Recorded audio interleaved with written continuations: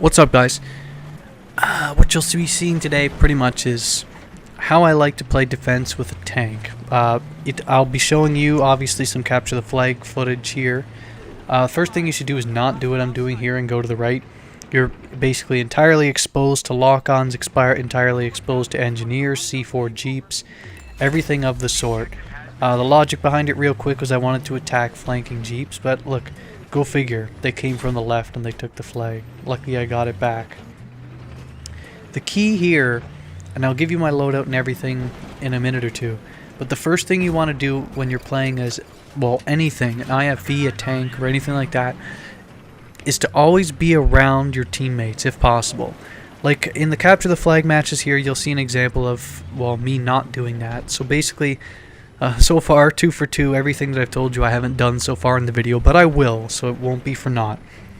Basically, in these capture the flag matches, I've noticed everyone rushes the flag where everyone plays defense. There's no split between them. In this one here, I figure I have absolutely no qualms with playing defense. I have absolutely no qualms with sitting at a base playing defense as long as we win all match. And those who want to argue it are, well, pretty dumb. Sitting here on the base, just continually not letting them take our flag is, well, a surefire strategy for victory. So that's what I did with the tank. The keys to it real quick are, if you're solo, I'd always recommend proximity scan. Always. Again, it's always up for debate, proximity scan versus reactive armor, and if you have regular success using what you use, go right ahead, absolutely no problems there. Use what you use for success.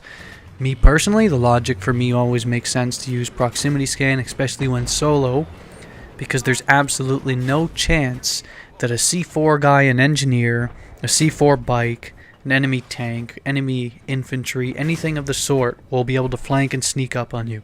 Absolutely not. Especially, well, at least if you're an avid watcher of your minimap like any good player should be. There's absolutely no way he'll be able to sneak up on you. No chance. So that's how you should play it. Use proximity scan, unless you want to use reactive armor if you're working as a team, because if I'm the driver of a tank and my brother's using proximity scan, obviously I'll run reactive armor. We get the best of both worlds and we're nearly invincible. The key though is to always know where the enemy is. That's basically the key, especially when solo, like I've said a few times now. Number 2, you need IR smoke. It's an absolute necessity. In fact, I don't think I've ever changed that perk since like a few updates ago. Haven't even thought about it. The key with it basically is, obviously it breaks locks. It breaks lock-ons, it breaks javelin locks. And especially with these maps, there's javelins everywhere, there's softlims everywhere. There's other tanks, there's choppers, everything's with lock-ons in this DLC. So the last thing you want is to be able to be continually locked on or continually attacked from multiple different forms of locks. So, I mean, no-brainer here. Just use IR smoke. Break your locks. The third, obviously, for me, is a debate between the LMG and the HMG. Some use canister shell, but again, since they patched that in the latest patch, I have never used the canister shell. The key for me is the HMG, only because it never actually needs to be reloaded. Sure, it has a slower fire rate, but it can also damage non-armored vehicles. It can take out Humvees, Vodniks, little birds, bikes, everything. Infantry, just as effective. As a nice shot there. That's the key with it, so I always use the HMG. So that's my loadout with the tank. Second here is obviously you're going to notice I'm staying on the road. Reason I'm always staying on the road is because I don't know if it's some sort of psychological thing that humans have to always take the road, because the road always takes you to the objective you're supposed to go to. I don't know. I'm not going to try and debate the logic behind it, but everyone always tries to use this roadway, especially vehicles.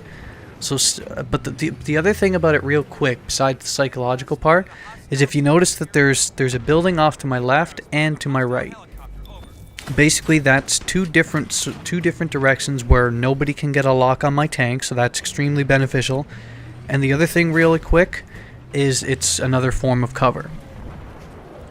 The other thing again with it really quick is that it's extremely hard for the enemy team to flank without really, being noticed. That's the beneficial part of the buildings as well. Is that my teammates will be up in those buildings and they'll be spotting teammates coming or enemies coming, and they can't really go without being spotted. The reason I take to the road is because this tank is able to pretty much take on all armor on the road, and if you notice, all I have to do is pull up, and as you've seen several times in the video already, if someone takes the flag, I pull up and I destroy them. Like, well, just like that. That's all it takes. If you did like I did earlier in the video off to the right, you're open to locks. The other thing about it is the buildings I was telling you about that actually provide for cover for me actually work to your disadvantage because they block my sight lines trying to get the flag back. Staying on the left side, you have a wide open. Look at, I can see everything where the flag is. The only chance they have is to go through a building, but a good chance is if they're going through a building, they won't be able to get on a bike, so it won't be a quick getaway. Another thing really quick here, I know it should be common sense, but I always like stating anything, even if it's the most common sense thing you should say, because I like being thorough. Nice shot. What you should do is if you regularly see a guy with a lock on, or you know, two different enemies on one side of one building and one to the next, always retreat. When I'm playing gunner of some other guy that's driving a lot of the time, the guy won't retreat. He'll sit in one spot, 2 RPGs hits us on each side and we're disabled, and then it's basically useless. What you do is retreat. You would change, and either that'll do one of two things. He'll either miss the first shot he takes because he won't be able to match your speed following backwards, but 2, it completely changes the angle and now he's exposed. So it helps a ton. Never stay still in a tank, even with proximity scan letting you know where everyone is. It just makes you a much more difficult target, and most of all, it opens up different angles to attacking enemies that are standing still. It's huge. This one here was a bit of a gamble here because I pushed up to try and get our flag back, but I saw that their flag was back in the base. So if I didn't push up to get it and they had, you know, retrieved it, then there'd be a good chance that they'd score. So I figured I'd get it. But basically, if you're playing defense as a tank and you don't have guys that are willing to sit and repair you, don't really leave the base. Stay, personally, I covered it in the other video slightly. I never really consider myself much of a community guy. I disagree with most of what communities have to say. I'm just a guy that plays video games and tries to share tips and entertaining, you know, video.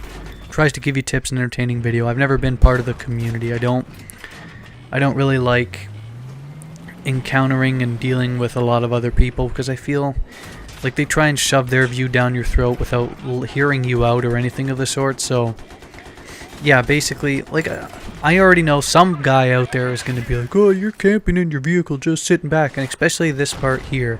The tank blows up, so what do you think I do? Of course I'm going to go back and get the tank and, well, go back to the exact strategy that was completely holding them off the board.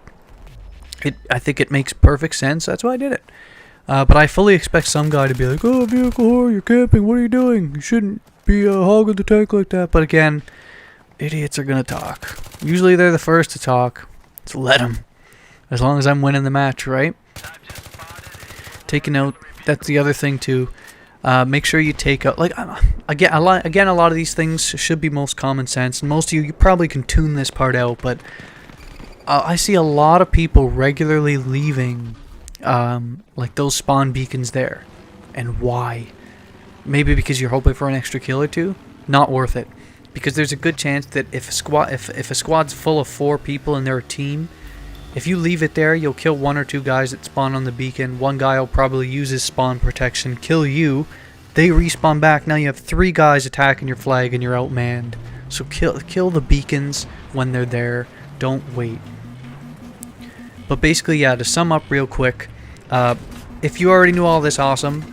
Congratulations to you. But if you didn't, this is basically the trick.